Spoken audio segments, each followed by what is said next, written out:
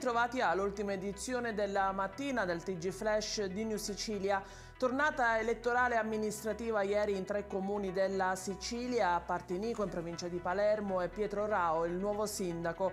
Sconfitti i rivali Bartolomeo Parrino e Toti Longo. A Tortorici in Messina vince Carmelo Rizzonervo, che ha avuto la meglio su Maurilio Foti e Franco Franchina. A Misi di Scemi in provincia di Trapani, vittoria per Salvatore Tallarita su Giuseppe Peralta. A Partinico e Tortorici i municipi erano stati governati dai commissari dopo lo scioglimento degli organismi per infiltrazioni mafiose. Misi di Scemi invece è andato alle urne per la prima volta dopo la recente nascita del comune. L'intera comunità di Modica, in provincia di Ragusa, è a lutto per la morte della sedicenne Giulia, stroncata da una leucemia fulminante. L'adolescente era nota in città perché appassionata di sport.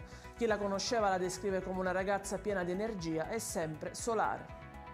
5 arresti da parte dei carabinieri di Patti a carico di palermitani accusati di molteplici furti pluriaggravati. L'attività investigativa è stata avviata a seguito di alcuni furti commessi nella nottata del 9 marzo scorso nei comuni di Patti e Librizzi.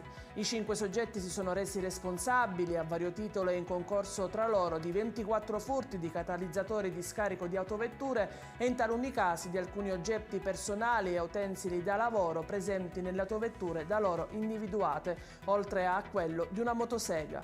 Gli arrestati agivano sistematicamente di notte e sulla pubblica via.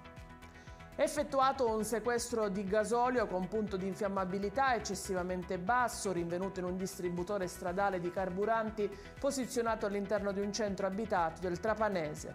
Configuratasi l'ipotesi di reato di frode in commercio, si è proceduto al sequestro del relativo serbatoio e del gasolio contenuto al suo interno, circa 7.000 litri, nonché delle 4 pistole erogatrici allo stesso collegate. È tutto per questa edizione, il TG Flash ritorna nel pomeriggio alle ore 16.